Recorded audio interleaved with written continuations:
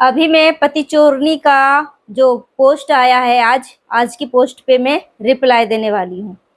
ठीक है, तो बहुत सारे लोगों को हो सकता है मेरी बातों से मिर्ची लगे, मगर प्लीज एडजस्ट करके मेरी बातों को सुनिएगा, क्योंकि मुझे ना सच बोलने की आदत है और सच को मैं झूठ नहीं बना सकती, क्योंकि सच सच होता है। ठीक है, तो चलिए वीडियो शुरू करते हैं। आप सभी का बिना टाइम वेस्ट किए हुए वीडियो कंटिन्यू करते हैं। आप सभी से रिक्वेस्ट है, वीडियो को फुल वॉच करने के बाद ही अपना ओपिनियन दीजिएगा। नया तो हमारे चैनल को सब्सक्राइब कर लीजिएगा। Welcome back to Aditya and Ajay blog channel. जितना हो सके वीडियो को शेयर करिएगा। पति चोरनी जी लिखती हैं, लोग सब कुछ कॉपी करते हैं, अब ए पति को छोड़ने का भी डिसीजन कॉपी किया जा रहा है। कुछ दिन पहले बोला गया था मुझे तो पूरा चाहिए, अब जब कोर्ट का एक नोटिस पहुंचता है तो सब बदल कैसे गए। भाई तैयारी करो, अब आपकी जीत का समय है। ये याद रखना, पति चोरनी अकेली थी और पति चोरनी हमेशा अकेले ही रहेगी। आपके साथ पूरी दुनिया है, पति चोरनी अकेली थी और अकेले ही रहेगी।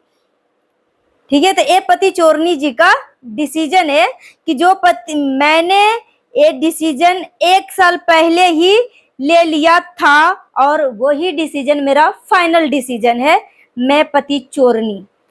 ठीक है, तो चलिए पढ़ के तो सुना दिया, अब पति चोरनी जी को जवाब दे देते हैं। इस कम्युनिटी छापी है भाई, तो इसका तो जवाब देना ही पड़ेगा, क्योंकि पति चोरनी जी को लगता है कि सब लोग जो है मेरी कॉपी किया जा रहा है। मैंने पति को छोड़ने का डिसीजन लिया तो उसने भी पति को छोड़ने के डिसीजन लिया है, मगर मैं तो 1 साल पहले ही पति छोड़ने का डिसीजन ले लिया है। ये पति चोरनी का जिस तरीके से वो लिखी है ना, इस तरीके से इसकी टोन जो है व्यक्त कर रहा है कि कितना मुंह को चमका चमका के लिखी है।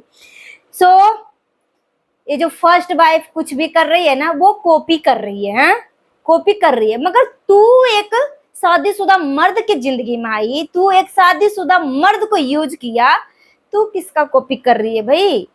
तू किसका कॉपी कर रही है? जो फर्स्ट वाइफ कॉपी कर रही है ना, वो कोई अपराध नहीं है, वो कोई इतना महान वाला कॉपी नहीं है। ठीक है, कि इसको फांसी की सजा दी जाए या इसको समाज जो है जलील करे। वो जो कॉपी कर रही है ना, अपने आप को बदलने के लिए कर रही है, अपने बच्चे के लिए कर रही है। मगर जो तुमने कॉपी किया है ना, तू किसकी कॉपी किया है? जो एक शादीशुदा जिंदगी में घुसी, शादीशुदा मर्द के लाइफ में, तुझमें क्या कमी थी?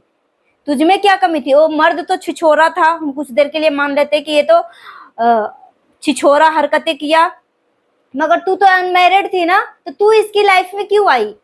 मगर जो फर्स्ट वाइफ थी, एक अनमैरिड लड़का से शादी किया, वो किसी का कॉपी नहीं करती, वो किसी का शादीशुदा लाइफ बर्बाद नहीं करती। तो फर्स्ट वाइफ कुछ भी कर रही है ना, तो अपने आप को चेंज करने के लिए कर रही है। जो तूने इसको डिप्रेशन में पिछले 1 साल से डाला है ना, अगर तू इतना ही तू 15 साल जो पीछे कहानी जो तू गलत काम करी थी ना, वो तू अपनी गलत काम को तू सुधारने के लिए तू ये जो डिसीजन लिया था ना, अगर तुम्हारी दिल सच में साफ होता ना, तेरी दिल एकदम साफ सुथरा होता, तेरे दिल में कोई भी कड़वाहट नहीं होती फर्स्ट वाइफ के से रिलेटेड, तो तू पता है क्या करती? पता है क्या करती? तू सीधे चुपचाप उस आदमी को फर्स्ट वाइफ के खिलाफ पॉजिटिव चीजें बोलती कि आप जाओ इसके पास रहो, ना कि फर्स्ट वाइफ का इज्जत की धज्जियां उड़ाती। अगर तुझे छोड़ना ही था तो तू फर्स्ट वाइफ से रिलेटेड बातें क्यों कर रही थी? अगर तुझे छोड़ना ही था तो वो आदमी को पहली पत्नी के खिलाफ क्यों भड़का रही थी? अगर तुझे छोड़ना ही था तो उसके बच्चे को काला पीला नीला क्यों बोला? अगर तुझे छोड़ना ही था तो इतना जो 1 साल से, पिछले 1 साल से तू करते आ रही है, ये सब क्यों किया? ये पहले बता मुझे। इसका मतलब जो कुछ भी ये मिस्टर जड़ का जो फसाद करते आ रहा है ना, सिर्फ और सिर्फ इसके पीछे का असली मास्टरमाइंड कोई और नहीं, तू है। तू 1 नंबर की नौटंकी बाज औरत है, तू 1 नंबर की झूठी औरत है। ठीक है, इससे ज्यादा मैं और नीचे लेवल तक नहीं जा सकती। ठीक है, तो तू अगर सच में तेरा दिल साफ होता ना, तू अपनी 15 साल पीछे जो तूने गलती किया, अपनी गलती को सुधार करना चाहती ना, तो तू इस तरीके से फर्स्ट वाइफ से इतना घटिया पंथी ट्रीट नहीं करती। तू कैमरे के पीछे क्या कर रही है नहीं कर रही है पब्लिक को तो नहीं पता, मगर जो तू कैमरे के सामने कर रही है ना, पब्लिक तेरी हरकतों से, तेरी संस्कारों से, एक एक नस से तुम्हारी वाकिफ हो चुकी है। ठीक है, जिस तरीके से तू फर्स्ट वाइफ के खिलाफ तूने जो साजिश रचा है ना, फर्स्ट वाइफ के खिलाफ उसके पति के मुंह से गंध बकवाया है ना, फर्स्ट वाइफ के खिलाफ तूने इतना बड़ा बड़ा षड्यंत्र रचा है ना, पब्लिक तेरी हर हरकतों से, एक एक हरकतों से पब्लिक वाकिफ हो चुकी है, वाकिफ हो चुकी है। अब तू पब्लिक को जितना भी मैनिपुलेट करने की कोशिश कर, पब्लिक तेरी बातों में नहीं आने वाली है। अभी वो अपना हेयर ट्रीटमेंट लेने के लिए गई, चेहरे को ट्रीटमेंट दे रही है, तो तुझे लग रहा है कि वो कॉपी कर रही है, कॉपी कर रही है। वैसे रियलिटी में तो देखा जाए तो कॉपी तू कर रही है, तू कर रही है। तू इसके शादीशुदा लाइफ में तू घुसी, उसका पति को यूज किया, सेकेंड हैंड माल को यूज करने के तेरे को बहुत ज्यादा शौक चढ़ा रहता है ना।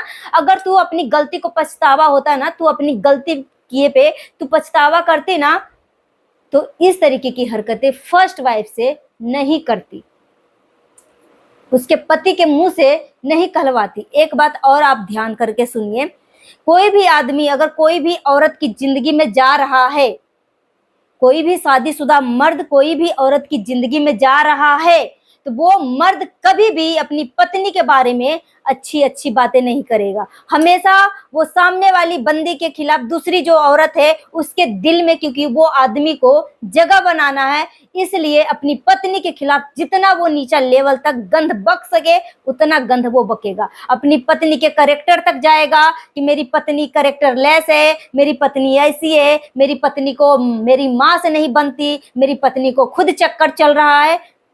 और बच्चा किससे पैदा कर रहा है? वो पहली पत्नी से बच्चा पैदा कर रहा है। सेवा कौन कर रहा है इसके घर में? उसके माँ बाप का पहली पत्नी सेवा कर रहा है। अगर वो इतनी ही चरित्र की गंदी होती तो क्या उस घर में उसके माँ बाप क्या फर्स्ट वाइफ को बैठा कर रखते, रानी की तरह रखते? नहीं रखते। मगर यहां से पता लग रहा है अगर आदमी अपनी पत्नी के खिलाफ कुछ गलत बोल रहा है तो वो दूसरी औरत को मैनिपुलेट कर रहा है। अगर अच्छी अच्छी बातें बोलेगा तो क्या दूसरी औरत फंसेगी? नहीं फंसेगी। तो ये औरत के सामने ये आदमी जो है, ये जो आशिक आवारा बन के घूम रहा है, उसका जो ऑपरेशन हुआ है, अब इसका दिमागी ट्रीटमेंट चालू होना चाहिए। जिस तरीके से ऑपरेशन के बाद जो हरकतें करना शुरू किया है ना, जैसे ही हॉस्पिटल के बेड से इसका कदम नीचे जमीन पे रखाया है, जो आदमी जो औरत अपनी आदमी को मौत के मुंह से घिसेट के लाया, निकाल के लाया, भगवान से प्रार्थना कर रही थी, लोगों से दुआएं मांग रही थी कि मेरे पति के लिए प्रार्थना करो, प्रे करो, वो आदमी ठीक होते ही नाग वाला हरकतें स्टार्ट कर दिया। ऑपरेशन के दूसरे दिन ही इस तरीके की बहियात हरकतें करता है अपनी 14 साल की बेटी के सामने कि मैं इससे बहुत प्यार कर रहा हूं, मैं इसके बिना नहीं जी रहा हूं, मैं इसी के साथ रह रहा हूं। तो कैसे अचानक से कर रहा है? कैसे अचानक से कर रहा है?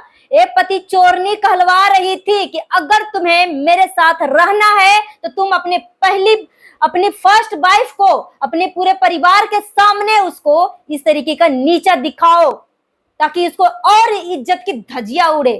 ये पति चोरनी दिल का साफ नहीं है, ना वो अपनी गलती का पश्चाताप कर रही है, ना प्रायश्चित कर रही है। वो अपने पैसे की घमंड दिखा रही है। सच्चाई यही है। तो ये बोल रही है ना मेरी कॉपी कर रही है, मेरी कॉपी कर रही है। अगर तेरी कॉपी करती ना, अगर तू सच में रियल में उस आदमी को छोड़ रही है या उस आदमी को पहली पत्नी के पास भेज रही है ना, तो पहली पत्नी को तू इज्जत की धज्जियां नहीं उड़ाती। कड़वी बात है मगर सच है। अभी भी तेरी एटीट्यूड, तेरी कम्युनिटी में जो लिखा हुआ शब्द है ना, उससे व्यक्त हो रहा है कि तू बिल्कुल भी नहीं बदली है। ना जाने दुनिया का कौन सा इसके अंदर घमंड आ चुका है, क्या चीज का घमंड आ चुका है। बोलते हैं ना कि घमंड तो रावण का भी टूटा था और टूटेगा बेटा, टूटेगा, चिंता मत कर।